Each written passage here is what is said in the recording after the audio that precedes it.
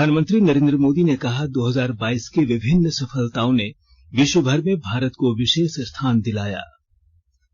मन की बात कार्यक्रम में प्रधानमंत्री ने बिहार और झारखंड में कालाजार बीमारी का किया जिक्र।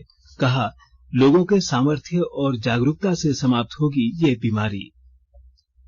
क्रिसमस आज पूरी दुनिया में मनाया जा रहा है। और भारत ने दूसरे और अंतिम क्रिकेट टेस्ट मैच में बांग्लादेश को 3 विकेट से हराकर श्रृंखला 2-0 से जीत ली है। और अब समाचार विस्तार से। प्रधानमंत्री नरेंद्र मोदी ने आज इस बात पर गर्व व्यक्त किया कि भारत ने वर्ष 2022 में हर क्षेत्र में बढ़ चढ़कर काम किया। आकाशवाणी पर मन की बात कार्यक्रम की 96वीं कड़ी के अंतर्गत राष्ट्र को संबोधित करते हुए श्री मोदी ने कहा कि 2022 की विभिन्न सफलताओं ने विश्व भर में भारत को विशेष स्थान दिलाया। उन्होंने कहा कि 2022 ऐसा वर्ष रहा जिसमें भारत को दुनिया की 5वीं सबसे बड़ी अर्थव्यवस्था का दर्जा मिला और उसने 220 करोड़ कोविड वैक्सीन लगाने का रिकॉर्ड पार किया। उन्होंने कहा कि भारत ने $400 अरब के निर्यात का जादुई आंकड़ा पार किया और प्रथम स्वदेशी एयरक्राफ्ट कैरियर INS विक्रांत का स्वागत किया। प्रधानमंत्री ने खुशी जाहिर की कि भारतीय युवाओं ने खेल के क्षेत्र में बेहतर प्रदर्शन किया है। उन्होंने राष्ट्रमंडल खेलों में देश के प्रदर्शन और महिला हॉकी टीम की विजय की चर्चा की। प्रधानमंत्री ने इस वर्ष लोगों की शक्ति, सहयोग और संकल्प की सराहना की। प्रधानमंत्री ने कहा कि वर्ष 2022 एक भारत श्रेष्ठ भारत की भावना के विस्तार के लिए जाना जाएगा। उन्होंने कहा कि इस वर्ष के दौरान एकता और एकजुटता व्यक्त करने के लिए लोगों ने अनेक कार्यक्रम आयोजित किए। उन्होंने कहा कि आज हम सभी के श्रद्धेय अटल बिहारी वाजपेयी का जन्मदिन भी है। वे एक महान राजनेता थे जिन्होंने देश को असाधारण नेतृत्व दिया। प्रधानमंत्री ने कहा कि बिहार और झारखंड के 4 जिलों तक कालाजार जैसी बीमारी सिमट कर रह गई है।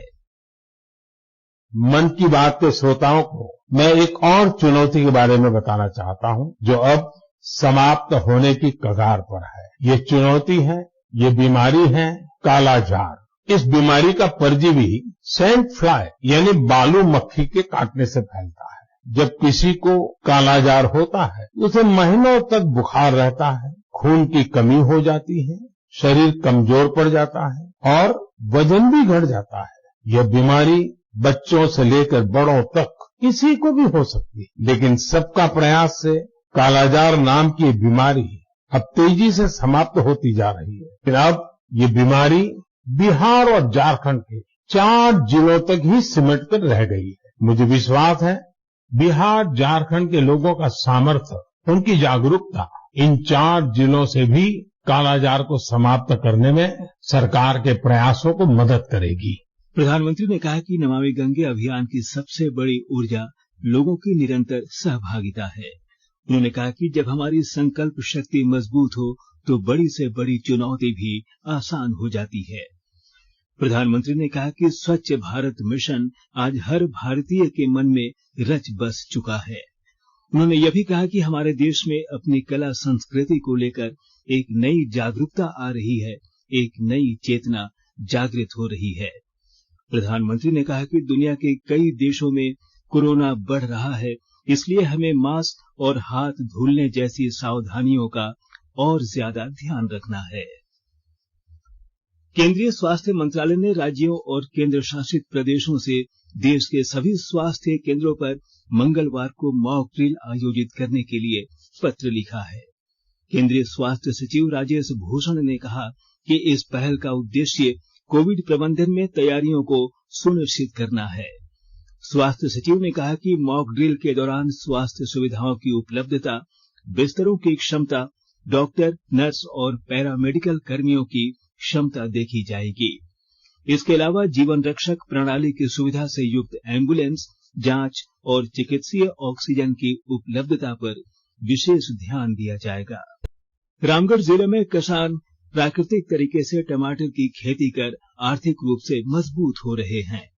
विस्तृत ब्यौरे के साथ हमारे संवाददाता।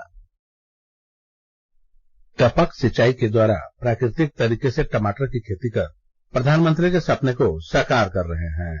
इसका जीता जागता प्रमाण किसान मिथिलेश एवं आशा महतो के खेतों में देखने को मिला।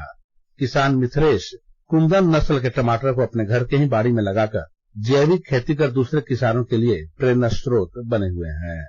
इन्होंने अपने खेत में करीब 500 से ज्यादा टमाटर के पौधे को लगाया है, जिसकी ऊंचाई 6 फीट से भी ज्यादा होती है और एक पौधा 10 से 12 किलो तक टमाटर उत्पाद करके देता है। इनके खेतों में लगे पके हुए टमाटर की ज्यादा डिमांड तो है ही, लेकिन अब रांची के व्यापारी इनके कच्चे टमाटर को भी अचार बनाने के लिए ले जाने लगे हैं। भारतीय विशिष्ट पहचान प्राधिकरण UIDAI ने 10 साल पहले जारी आधार कार्ड के लिए दस्तावेज नवीनीकरण कराने की लोगों से अपील की है। निवासी अपने आधार को माई आधार पोर्टल पर ऑनलाइन या निकटतम आधार केंद्र पर जाकर संबंधित दस्तावेजों के साथ सुधार करवा सकते हैं। आधार संख्या भारत में पहचान प्रमाण के तौर पर सर्वज्ञ मान्य है। 1100 से अधिक सरकारी योजनाओं और कार्यक्रमों सहित केंद्र सरकार से संचालित 319 सेवा प्रदान करने के लिए आधार पहचान का प्रयोग करती हैं। इलेक्ट्रॉनिक्स और सूचना प्रौद्योगिकी मंत्रालय ने कहा कि आधार कार्ड में वर्तमान पहचान और पता प्रमाण को अद्यतन बनवाना निवासियों के हित में है। दस्तावेजों को आधार में नवीनीकरण करने से जीवन यापन, बेहतर सुविधा पाने और सटीक प्रमाणीकरण में सहायता होती है। पूर्व प्रधानमंत्री अटल बिहारी वाजपेयी की 98वीं जयंती पर आज राष्ट्रपति द्रौपदी मुर्मू, उपराष्ट्रपति जगदीप धनखड़ और प्रधानमंत्री नरेंद्र मोदी ने उनकी समाधि सदैव अटल पर पुष्पांजलि अर्पित की। रक्षा मंत्री राजनाथ सिंह, गृह मंत्री अमित शाह, भारतीय जनता पार्टी अध्यक्ष जगत प्रकाश नड्डा और अन्य नेताओं ने भी इस अवसर पर पूर्व प्रधानमंत्री को पुष्पांजलि अर्पित की। इस मौके पर उनके स्मरण में एक प्रार्थना सभा भी आयोजित की गई। प्रधानमंत्री नरेंद्र मोदी ने क्रिसमस के अवसर पर लोगों को बधाई दी है। एक ट्वीट में श्री मोदी ने कहा कि मैरी क्रिसमस यह विशेष दिन समाज में सद्भाव और उल्लास की भावना को मजबूत बनाए। उन्होंने कहा कि लोग यीशु मसीह के नेक विचारों का स्मरण करते हैं और समाज की सेवा करने पर जोर देते हैं। भारत ने दूसरे और अंतिम क्रिकेट टेस्ट मैच में बांग्लादेश को 3 विकेट से हराकर श्रृंखला 2-0 से जीत ली है। आज ढाका के शेरे बांग्ला नेशनल स्टेडियम में 8वें विकेट के लिए श्रेयस अय्यर और रविचंद्रन अश्विन के बीच नाबाद 71 रन की साझेदारी हुई। कल के स्कोर 4 विकेट पर 45 रन से आगे खेलते हुए भारत ने मैच के चौथे दिन आज पहले सत्र में 3 विकेट गंवाकर आवश्यक 100 रन बना लिए।